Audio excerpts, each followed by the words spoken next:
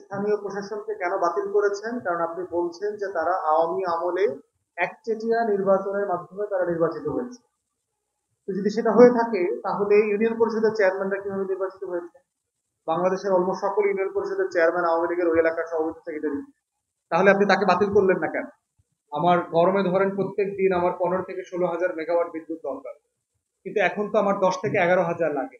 তাহলে কি আমার প্রোডাকশন এত কমে গেছে? বিশ্ব ব্যাংকের একটা প্রজেক্ট আছে যমুনার চরে, সেখান থেকে তারা 10,000 মেগাওয়াট বিদ্যুৎ উৎপাদন করতে পারবে। যেহেতু এখানে লুটপাটের সুযোগ নাই, আমলারা এই প্রজেক্টটা চালু করার ব্যাপারে কোনো আগ্রহ দেখাচ্ছে না। এবং এইটা ধরেন যে এখন প্রচুর আলু আসতেছে, কয়দিন পরে আপনি দেখবেন যে আলুর দাম এত কমে গেছে যে কৃষক আলু আর তুলছে না ক্ষেত থেকে, ওই আলুটা খেতে পচে যাবে।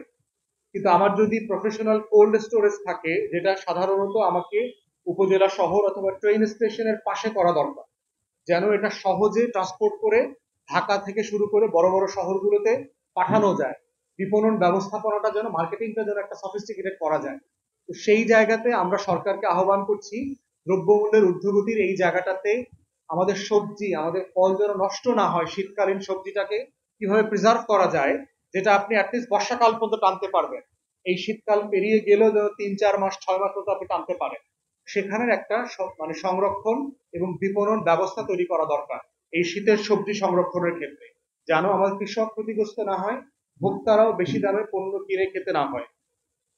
চতুর্থত একটা দেখলাম গ্রামে গঞ্জে আপনার এখন প্রচুর লোডশেডিং হচ্ছে এখন। তো আমাদের একটা হইলো যে কুইক রেন্টালের নামে প্রচুর লুটপাট হয়েছে বিদ্যুৎ কেন্দ্রিক, সেগুলো আছে। কিন্তু শীতকালে তো আমার প্রয়োজন অনেক কম। আমার গরমে ধরেন প্রত্যেক দিন আমার 15 থেকে 16 হাজার মেগাওয়াট বিদ্যুৎ দরকার, কিন্তু এখন তো আমার 10 থেকে 11 হাজার লাগে। তাহলে কি আমার প্রোডাকশন এত কমে গেছে? তাহলে আমার বিদ্যুৎ উৎপাদন হচ্ছে না কেন, এবং সেটা কেন পল্লী বিদ্যুৎ এবং আমার গ্রামের নাগরিকদেরকে এটা বেশি ভোগ করতে হচ্ছে? একটা পার্টিকুলার রিজন যেটা আমরা দেশে ঘুরে দেখলাম, সেটা হচ্ছে এই সময়টাতে প্রচুর চাষের কারণে পানি দিতে হচ্ছে। এবং আগে যেটা কৃষকরা ডিজেল চালিত মেশিন ব্যবহার করতো পানি উঠানোর জন্য এবং খেতে দেবার জন্য, ইদানিং তারা এটা আপনার বিদ্যুতের লাইন সরবরাহ করে দেয়া হচ্ছে। যেমন বরেন্দ্রভূমি অঞ্চলে দেখলাম যেটা সেন্ট্রালি বিদ্যুতের মাধ্যমে তারা পানিটা সরবরাহ করছে। তাহলে পল্লী বিদ্যুতের একটা বড় অংশ হচ্ছে এই পানির আয়োজন করতে চলে যাচ্ছে। তাহলে সরকারের প্রতি আমাদের আহ্বান হচ্ছে যে আপনারা গ্রামের নাগরিকদেরকে গরমের সময় বিদ্যুৎ দিতে পারছেন না, শীতকালে পর্যন্ত বিদ্যুৎ দিতে পারছেন না, এই বাস্তবতাকে কিভাবে আপনারা অ্যাড্রেস করবেন, আপনাদেরকে অবিলম্বে সেটা রোড ম্যাপ তুলে ধরতে হবে।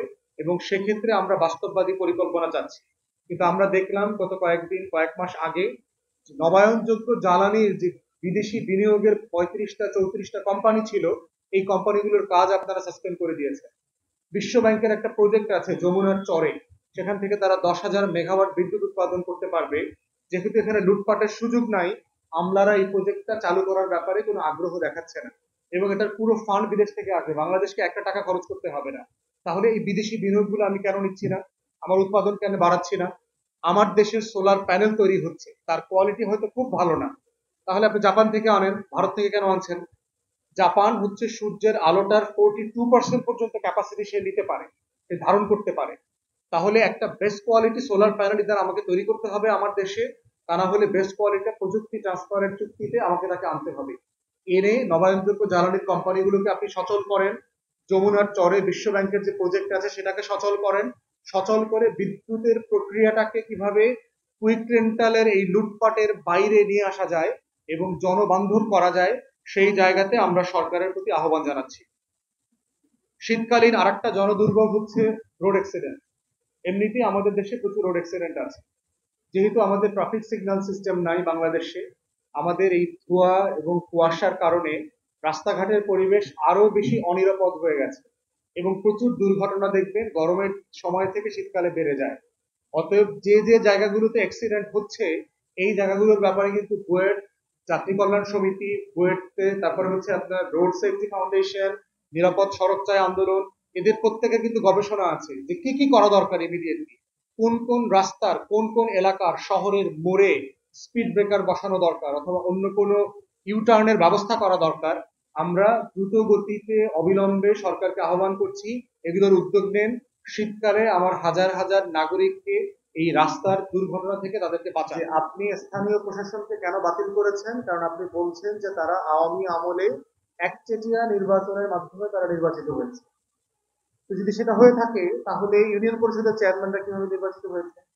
বাংলাদেশের অলমোস্ট সকল ইউনিয়ন পরিষদের চেয়ারম্যান আওয়ামী লীগের ওই এলাকার সভাপতি সেক্রেটারি। তাহলে আপনি তাকে বাতিল করলেন না কেন? তাকে বাতিল করেন নাই, চট্টগ্রামের মেয়র কোর্টের মামলা রায়ের উপর ভিত্তি করে চিটাগাংয়ের মেয়র হয়ে গেল। সে কিভাবে হলো? কিন্তু তার প্রশাসন বাতিল হলো না কেন? আবার দেখলাম গত কয়েকদিন আগে 9 জন না 8 জন উপজেলা চেয়ারম্যান একটা রিট করে ওনাদেরকে পুনর্বহাল করবার একটা রায় নিয়েছেন। তাহলে এই যে পুরো বৈপরীত্যটা চলছে, এখানে আমরা একটা ন্যায্যতা দেখতে চাচ্ছি। এটা সত্য যে আওয়ামী লীগের আমলে কোনো নির্বাচন হয় নাই। তাহলে সমাধান কি? এখানে দুইটা সমাধান আছে। একটা সমাধান হচ্ছে এই কাউন্সিলর যারা আছেন পৌরসভা এবং সিটি কর্পোরেশনে, আমরা দেখেছি প্রায় 5300 মতো কাউন্সিলর আছেন, যাদের প্রায় 1700 মতো কাউন্সিলর হচ্ছে বিএনপি, জামাত, স্বতন্ত্র এবং ফ্যাসিবাদ বিরোধী আন্দোলনের যারা সক্রিয় ছিলেন, গণ অভ্যুত্থানে সক্রিয় ছিলেন। আমাদের পক্ষ থেকে আমরা দাবি করেছি যাচাই বাছাই সাপেক্ষে এই মানুষগুলোকে পুনর্বহাল করা হোক, কারণ তারা জুলাই আগস্টের গণ অভ্যুত্থানকে ধারণ করেন। তারা অনেকেই জেলে বসে নির্বাচিত হয়েছেন, তারা হচ্ছে আপনার অনেকগুলো মামলার আসামি, এই 16 বছরে অনেক নির্যাতন শিকার হয়েছেন, মুসলিম হয়েছেন। বাকি জায়গাগুলোতে সরকার যেটা করতে পারে, একটা অ্যাডহক কমিটি করে দিতে পারে, যে ওখানে যারা অংশীজন আছেন, গুরুত্বপূর্ণ সজ্জন মানুষ আছেন, এলাকায় খুবই ভালো সৎ মানুষ হিসেবে পরিচিত, এরকম 5 জন 6 জনের একটা টিম আপনারা করে দিতে পারেন সরকার, যারা স্থানীয় প্রশাসনটাকে পরিচালনা করবে। না করলে যেটা হচ্ছে যে আমার দেশে সিম্পলি স্থানীয় পর্যায়ে কোনো সেবা নাই, এবং ইউনিয়ন পরিষদের চেয়ারম্যানরা আওয়ামী লীগ করবার কারণে সবাই কিন্তু পলাতক। অধিকাংশ ইউনিয়ন পরিষদে আওয়ামী লীগের চেয়ারম্যানরা কেউ বসেন না, মেম্বাররা যান না, ওখানে পিয়ন দিয়ে এখন কাজ চলছে। এবং দেখেন আগামী 2 সপ্তাহ পরে আমাদের বাচ্চারা নতুন স্কুলে ভর্তি হবে, বই নিতে হবে। নতুন বাচ্চারা ভর্তি যে হবে, বাংলাদেশে ধরে প্রায় 30-35 লক্ষ বাচ্চা ভর্তি হবে, প্রতি বছর ভর্তি হয়। তাহলে এই 30-35 লক্ষ বাচ্চার জন্ম সনদ লাগবে না, তার বাবা মার আইডি কার্ড লাগবে না, স্কুলে সে কি দিয়ে ভর্তি হবে? অনেক বাচ্চাদের অনেক ফ্যামিলিকে উপবৃত্তি দেয় সরকার, আপনারা জানেন। সেই উপবৃত্তির টাকাটা সে কিভাবে পাবে?